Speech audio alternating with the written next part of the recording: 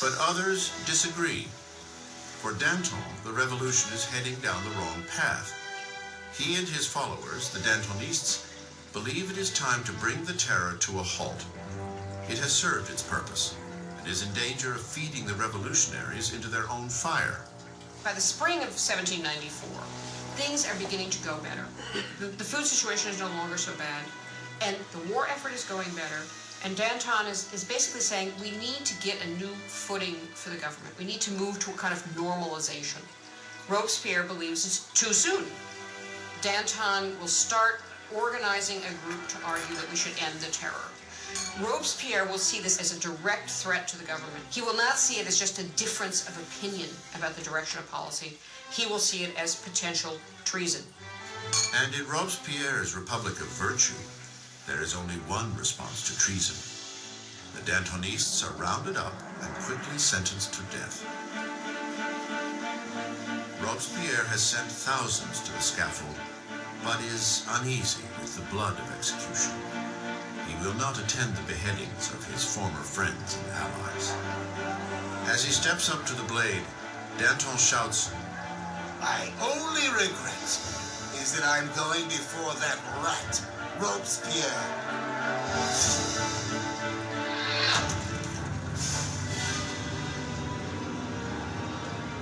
With the Dantonists out of the way, Robespierre launches France into an even bloodier, more horrifying period. The Great Terror. The Great Terror is the name given to the last phase of the terror in the spring of 1794 into the summer of 1794. It's the period at which the tempo of executions really starts to increase, at which the atmosphere of paranoia, particularly in Paris, but really across the country, starts to increase exponentially. You can track the number of executions until it's up to almost 800 per month in Paris, towards the end even more. Paris's executioner is busier than ever. But on June 6, 1794, the roll of the carts comes to a halt. The guillotine hangs silent. Robespierre has declared a new religious holiday, the Festival of the Supreme Being. He wants to replace the old Catholic god with a new one, the goddess of reason.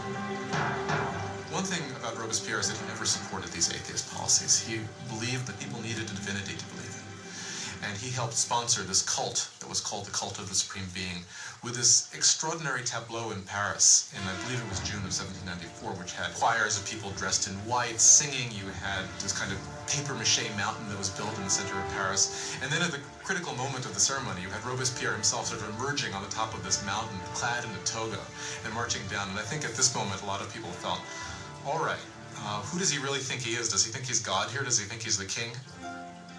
As the Great Terror spirals on, Robespierre's colleagues see the Festival of the Supreme Being as his departure from the realm of reality. There are those who think that Robespierre really has reached so extreme and so unreasonable a position that he can't turn back, that his fanaticism has somehow overtaken him, and there are those who think he's just gone nuts. Once again, Robespierre's suspicions turn to those closest at hand. On June 27th, now the 9th of Thermidor, he appears before the convention and delivers a speech of threats. It is the last speech he will ever give. Robespierre makes a tactical error. He comes in and announces that he has a new list of enemies of the Republic, but he won't give the list. Therefore, everyone is afraid they might be on the list, and when he comes back the next day to give the list, he is arrested before he can speak. An unexpected chorus of voices shouts Robespierre down. He is stunned into silence.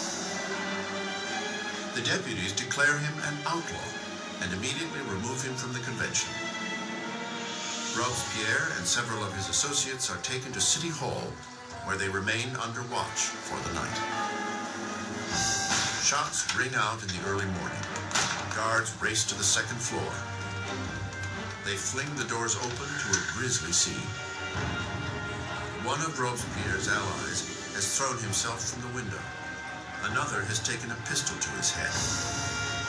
And Robespierre is found semi-conscious with a bullet wound to the face his jaw shattered from an apparent suicide attempt.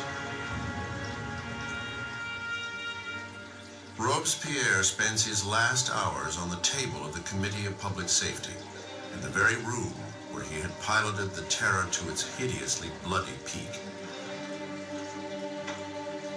As he is ridiculed and insulted by his former colleagues, Robespierre is unable to respond. The Grand Master of Oratory has been silenced. In the Conciergerie, where the last Queen of France had preceded him, Robespierre is prepared for the national razor. His cellmate, the revolutionary Saint-Just, points to a painting of the rights of man and declares, "At least we did that." Robespierre had spearheaded a revolution and changed the face of France. He had reordered society and engineered a bloody and tyrannical system to ensure its success. But he was destined to be one of its final victims. It turns out that there is a great deal of enthusiasm for ending the terror. Nobody can figure out how to do it. And what turns out to be the case is that the only thing that will end the terror, and apparently the only thing they can all agree upon, is the fall of Robespierre. On July 27, 1794, the guillotine comes down on the incorruptible. And the last blood of the terror is shed. The terror dies with Robespierre, but the revolution does not. The rights of man, democracy, the new republic, the accomplishments of the revolution would far outlive any of the revolutionaries themselves. France would enter a period of uncertainty, frozen between fear of another terror, or worse yet, a return to the oppressive monarchy that preceded it. 5 stagnant years would pass before power once again consolidated in the hands of a single man, Napoleon Bonaparte. Historians disagree over the end of the revolution. Some believe it died with the rise of Napoleon. Others maintain that the revolution lived on into the 19th century and beyond. The revolution was the first and enduring model of a people taking its destiny in its own hands. The idea that the subjects of the oldest, the most established, the most glorious monarchy in Europe could decide to completely rewrite their history was something that had extraordinary resonance.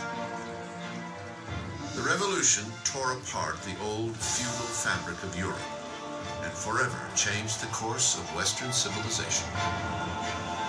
The question raised by the French Revolution is how much violence is justified in achieving a better society. Do people have the right to overthrow what they see as an unjust system, to replace it with what they are convinced in their hearts is a more just system? How much violence is justified in doing that? We still face this question today. As Robespierre and his colleagues were driving their country into the future, many of them must have wondered what the final outcome would be.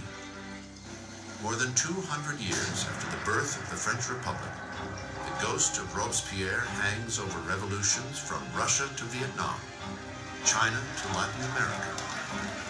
The French experiments with democracy have inspired models all over the world. Wherever tyranny takes root, the cry for justice is eternal, for liberty, equality, fraternity, for revolution.